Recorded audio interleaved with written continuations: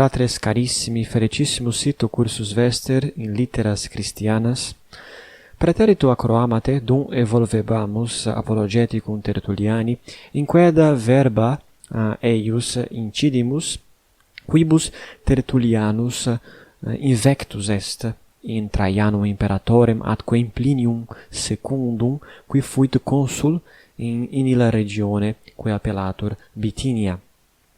Quod Plinius interrogavit Traianum, commodo in causis Christianorum agere debuisset, et Traianus ei dedit responsum satis confusum, et propter hoc responsum Traiani Tertullianus in eum verba durissima protulit.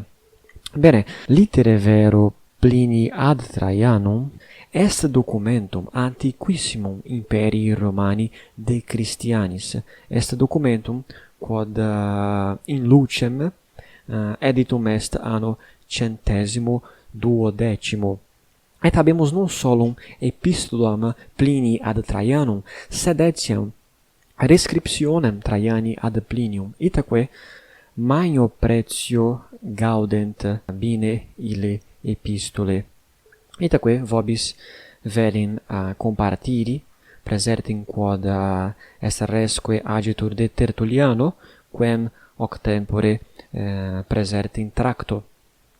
Quae comites sint, rem sine mora petamus.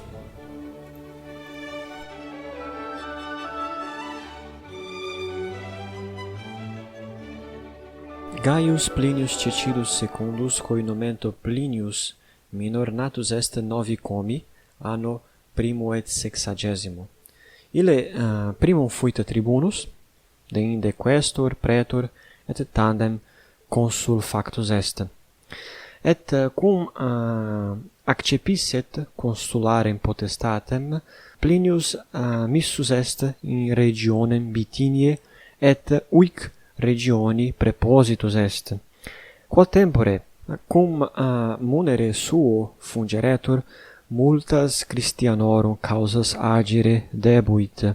Itaque nesciens commodo agere deberet in illis causis excutiendis, litteras misit ad Tiberium imperatorem, ut sciret commodo procedere deberet. Itaque Plinius scripsit as litteras ad Traianum, et ipse conservavit as litteras, et se vultis legere epistolas quas scripsit Plinius, potestis invenire in illa pagina retiali quae appellatur latinlibrary.com. Illic in libro 10 epistolarum invenietis epistolam 96, quae est epistola quam nunc tractamus. Bene, epistola non magna est parva, fortasse constat una pagella, si mensuramus eam secundum rationes odiernas, si imponimus exempli gratia nostro computatorio, credo una pagella tantum constare. Nunc autem opere pretium esse puto vobis prebere argumentum uius operis paucis verbis. Plinius ergo ubi primum factus est consul, multos Christianos accepit, multos Christianos iudicandos excepit.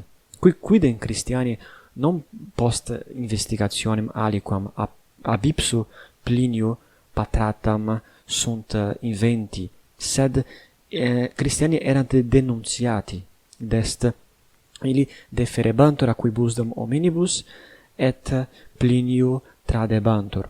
Et Plinius, cum ipse, sicut ille confessus est in epistola, nunquam interfuit coinitionibus de Christianis, itaque nesciebat quomodo agere deberet. Itaque in primis interrogavit, num essent Christiani nec ne, et qui confessi sunt Christianos esse, Plinius eos tormenta minatus est eos ad supplicium ire, et perseverantes duci iubebat. Mox tamen aucto Christianorum numero id est diffundentibus Christianis in dies, praesertim habemus hoc tempore, libellum quendam qui propositus est ad Plinium, quo multa nomina multorum Christianorum erant.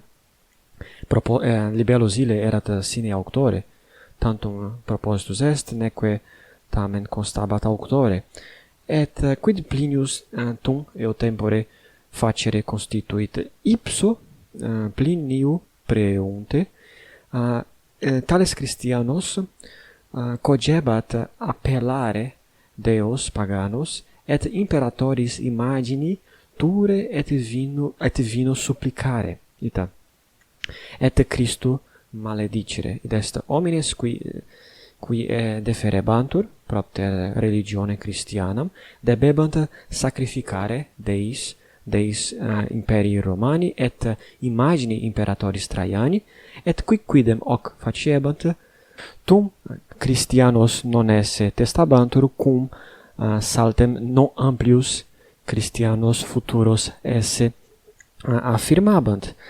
Et sic tales homines, id est homines qui fidem Christianam comtenebant, praesertim coram Plinio sacrificando idolis, erant dimissi ab ipso consule, ab ipso Pliniu, et ab illa accusatione erant liberati.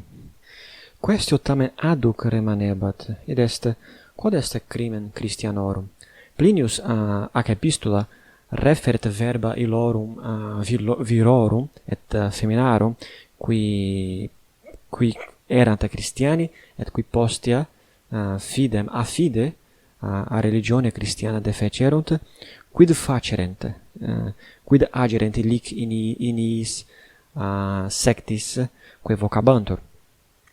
Et hoc dixit Plinius, ecce verba eius, affirmabant, id est Christiani, affirmabant autem anc fuisse summam vel culpe sue vel erroris, quod essent soliti stato die ante lucem convenire, carmenque Christo quasi Deo dicere, secum invicem seque sacramento non in scelus aliquod obstringere, sed ne furta, ne latrocinia, ne adulteria committerent, ne fidem fallerent. Bene, hoc est testimonium illorum hominum, qui fuerant Christiani, et qui a fide defecerunt, et nunc rursus ad cultum Deorum Romanorum reversi sunt.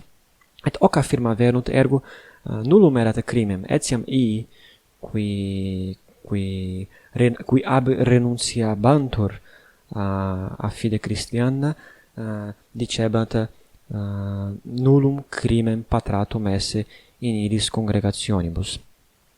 Sed Plinius non credidit talis hominibus, id est non fuit satis ei tantum hoc testimonio audire, itaque quesivit a duabus ancillis quae erant Christiane per tormenta, id est quesivit a ex duabus ancillis per tormenta, et post tormenta ipse Plinius dicit nil aliud invenisse quam superstitionem pravam et immodicam. Ergo nullum erat crimen tribuendum Christianis, et si quidam eos vocabant celestissimus virus, hoc dicebant nullis factis probantibus. Bene, quibus rebus descriptis, id est commodo procedebat adhuc Plinius, ipse interrogat Traianum, dicit, visa est enimici res digna consultatione, maxime propter periclitantium numerum, id est in dies numerus augetur Christianorum, multi eni omnis etatis, omnis ordinis utriusque sexus, etiam vocantur et in periculum et vocabuntur. Neque civitates tantum, sed vicos etiam atque agoros superstitionis istius contagio pervagata est, quae videtur sisti et corrigi posse.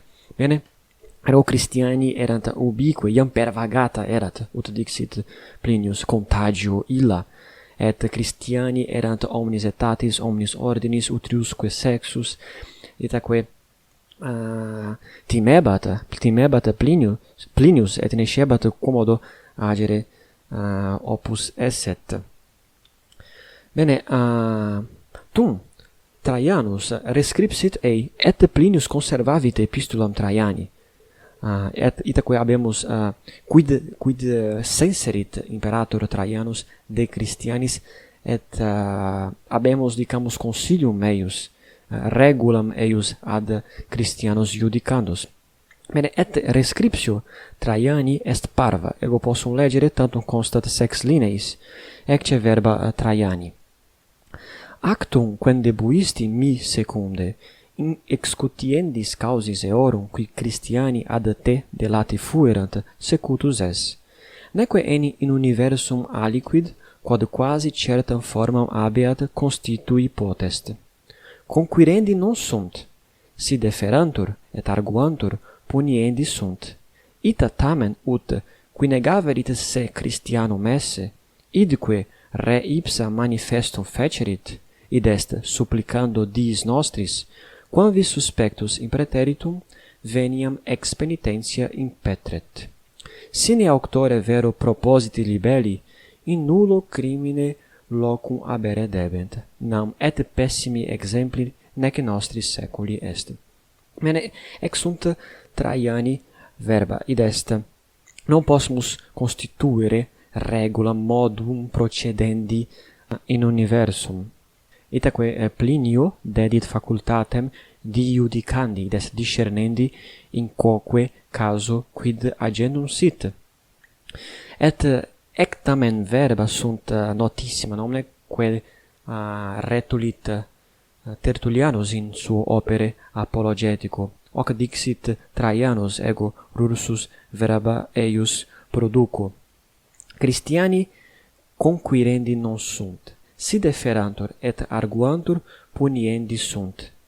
Bene, non sunt conquirendi, sed si sunt, si deferantur puniendi sunt. Bene, ut vidimus praeterito acroamate contra ec Traiani verba multum indignatus est Tertullianus, est furore captus est, et possumus hoc percipere per verba eius durissima contra decretum Traiani, contra hoc Traiani consilium. Ecce verba Tertulliani necesse est rursus legere, quia nobis aperit quid videbatur ec Traiani sententia Christianis. Ecce verba Tertulliani. Plinius enis secundus, id est Plinius minor, de qual nunc nos loquimur, cum provinciam regeret, damnatis quibusdam Christianis, quibusdam gradu pulsis, ipsa tamen multitudine perturbatus, quid de cetero ageret, consulit tunc Traiano imperatorem, ad legans praeter obstinationem non sacrificandi, nihil aliud se de sacramentis eorum comperisse, quam cetus ante Lucanus ad canendum Christo ut Deo et ad confederandam disciplinam, homicidium, adulterium, fraudem, perfidiam, et cetera scelera prohibentes. Tunc Traianus rescripsit hoc genus inquirendos quidem non esse, oblatos vero puniri oporteret. O sententiam necessitate confusam, negat inquirendos ut innocentes, et mandat puniendos ut nocentes, parcit et sevit, dissimulat et admadvertit. Ecce verba Tertulliani. Id est Traianus negat inquirendos, id est Christiani non sunt inquirendi. Id est hoc per hoc affirmat eos non esse homines celestos, homines qui crimina patrant, et mandat puniendos ut nocentes. Id est si deferantur, si ad judicium trauntur, sunt puniendi. Ergo inquirendi non sunt ut innocentes, et puniendi sunt ut nocentes si deferuntur, o sententiam necessitate confusam. Bene, hoc dicit noster Tertullianus contra Traiani decretum, contra Traiani opinionem atque consilium. Bene, hoc est exsunt litere et Plinii ad Traianum et Traiani ad Plinium de Christianis, ut iam dixi hoc est documentum optimum et antiquissimum quod mai imponeris est omnibus Christianis et omnibus hominibus qui rebus historicis operandant, et spero as epistolas vobis placuisse, sunt parve ergo si vultis ego vobis consilium do uteatis ad illam sedem retialem appellatam Latin Library, et illic invenietis epistolam Plinii ad Traianum, id est in libro 10, epistula 96, et infra anc epistolam abetis rescriptionem Traiani ad Plinium. Bene, gratias vobis quod aduc me auditis, et spero brevi rursus vobiscum convenire. Bene, valete omnes et omnia bona vobis ex opito.